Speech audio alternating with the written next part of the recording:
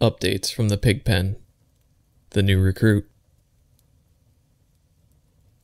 I'm back again for another quick briefing into the horror show that is the pig pen. Let me tell you, the last few days have been fucking hell. I don't know, Jesse, but the speed in which things are escalating, I'm not sure how long I can stay alive in here. I don't have much time today, so let's just get started. Last time I told you about the new recruits. I unloaded them without much trouble, and it took us about 3 hours to reanimate them. They're not dead, of course, it's just a figure of speech. Most of our recruits are inmates, you see. The death row kind. I'm not sure how they do it, but somehow they get a hold of them just before execution, and they spend months reprogramming them to fit our needs. Most of them work out fine, but a few will crack under pressure and end up in several bloody pieces somewhere inside the pen. But these recruits were different. Well, our recruit anyway. He wasn't ex-military like some of us are. He wasn't a death row inmate like some of us are. Nor was he a psychopathic serial killer like, well, a few of us are. As far as I've been able to gather, he'd been convicted for some white-collar bullshit, skimming from pension accounts or some shit, and somehow ended up here, the most dangerous place in known existence. No training, no expertise beyond scamming old ladies, no discernible traits that we could use at all. Man, Carlos was furious, I'll tell you that much. Lang was a real piece of shit, but he got the job done.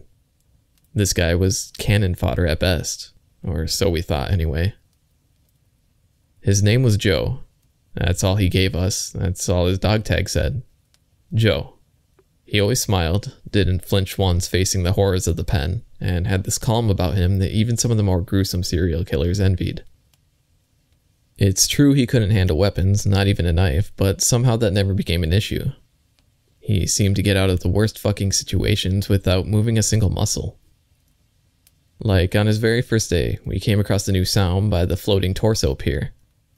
Carlos led us a little off path just to ease the new guy in when we heard the distinct sound of a finger snap on repeat. We just stood there for a while, listening intently to it before noting our exact position and describing the sound thoroughly. We didn't notice Joe wandering off into the mist. He was just suddenly gone. But then we heard the screams. Horrible wails like 1,000 children burning, and I swallowed deeply when I saw the red erratic flashes coming from within the wall of mist ahead. He'd somehow wandered right into the red place, I just knew it. Carlos freaked out. That doesn't happen often. But the red will do that to you, doesn't matter who you are. That place means horrible death, simple as that. We hesitated. On one hand, we knew the appearance of the red likely meant he was already dead. On the other hand, he was still part of our unit. We don't leave you behind regardless of how useless you are. Eventually, I just said fuck it and wandered after him. Carlos and the others stayed behind. Fucking cowards. There's something about the sound people make when they know they're about to die but struggle to accept it. It's like when you hear a baby cry. It's annoying, it penetrates your ears like piercing needles, but that's how it's designed to be. When a baby is crying, you should pay attention to it. When someone is dying, like there isn't any way out of it, like certain death, it's almost the opposite. You'll do your best to ignore it. Your entire being refuses to absorb the implications of it. It is pure torture to do otherwise. And that there is how the red place sounds, amplified 1,000 times. I got out of the mist after a couple of minutes, clumsily stumbling around whispering Joe's name. I don't know quite how to explain the sound that unfolded, but in simple, nondescript terms, I saw Joe surrounded by dozens of men and women nailed to crosses, the blood pouring out of their gaping wounds, eyes wide open with fear and pain, jaws clenching so hard that their teeth were cracking. Joe looked up at them and smiled creepily.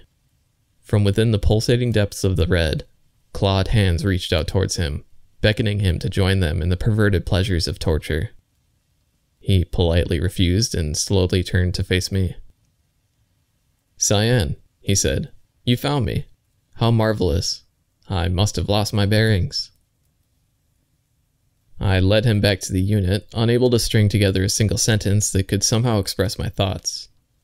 I haven't told anyone what I saw. I'm not sure I want to. What's even stranger still is the way the others act around him. Here's this pasty, middle-aged man, hardly any muscles covering his bones, and they'll act like they're in the presence of this insane killing machine. They'll tippy-toe around him, do their best to appease him, never look him directly in the eyes, or just avoid him completely. When he calls their name, they'll come running like little puppy dogs. I don't know, Jesse. I've met some creepy guys in my life. You of all people know that, but this guy is something else. There's got to be a reason why they sent him here, is all I'm saying. On the second day, we tried to flush out the twins. They're still held up in the barn, and we have no way of getting them out by force, so we needed some sort of plan. We resorted to empty promises. Told them we'd let them out without a scratch if they came out. In other words, we lied. They didn't fall for it though, which was only to be expected. But then we lost Joe again. He'd wandered into the barn, which in and of itself isn't that bad, for him, but for us it meant that we were down one man. Only 34 of us left for the pig pen to see and feel, and that can sometimes lead to trouble. It started out rather silly. Small shifts in reality. Perry's shoe came alive and bit his foot. Cora's helmet transformed into a turtle and wobbled off. Minor incidents. But we knew that we needed to get Joe back or things might escalate from silly to horrible in no time. We couldn't send anyone else in there, so we just had to keep an eye out for the erratic reality shifts and keep calling his name. When he came back out, we couldn't believe our eyes. He brought the twins. Willingly, or so it seemed to us at least. How the hell did he find them in the first place? It shouldn't have been possible. We had a chat, he explained, and came to an agreement. They will go as long as they get what they came here for. And what the fuck did they come here for? I stared at them angrily. Why, me, of course, he smiled. They came for me.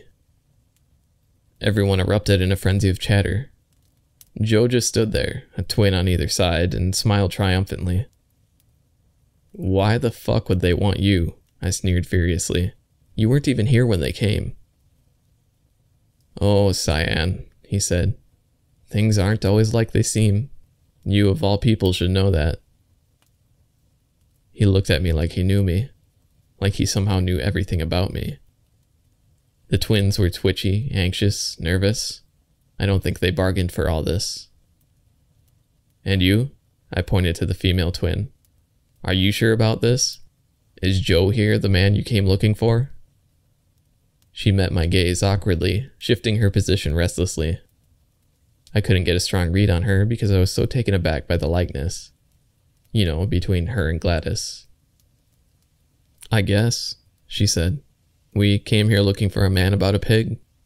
We just need some answers. I opened my mouth.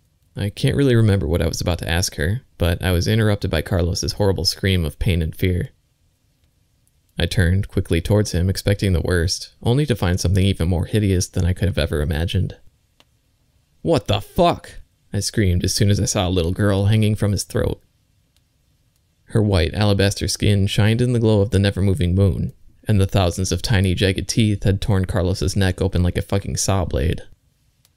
Blood sprayed like a fountain over the gathering, and everyone just freaked the fuck out, running around like headless chickens. Get them the fuck back in the barn, I shouted as I grabbed the female twin by the hair. Joe looked at the little fair-haired, white-skinned girl, feasting on the fresh corpse of the very recently retired Carlos. He gave me a smile and a wink. No need, he said. I'll go. You're down one man, Cyan. You need two of us to stay. He wandered into the barn, and all I could do was stare at him dumbfounded. I turned to the female twin, furious, and sneered, Who the fuck is that man? Tears were rolling down her face, and she was shaking like a leaf. I could tell she didn't belong here. I could tell she was in way over her head. But I needed that answer. He's my father, she sniffed. He's Joseph Vernon. Well, there you have it, Jesse. He's here all right. Joseph fucking Vernon. I just don't know why or even how. But I'll find out, don't you worry. We'll fucking find out. I have to hurry back. There's no time anymore. Everything is changing, and probably not for the better, knowing this hellhole. I'll update as soon as I can. Until then, take care. Cyan.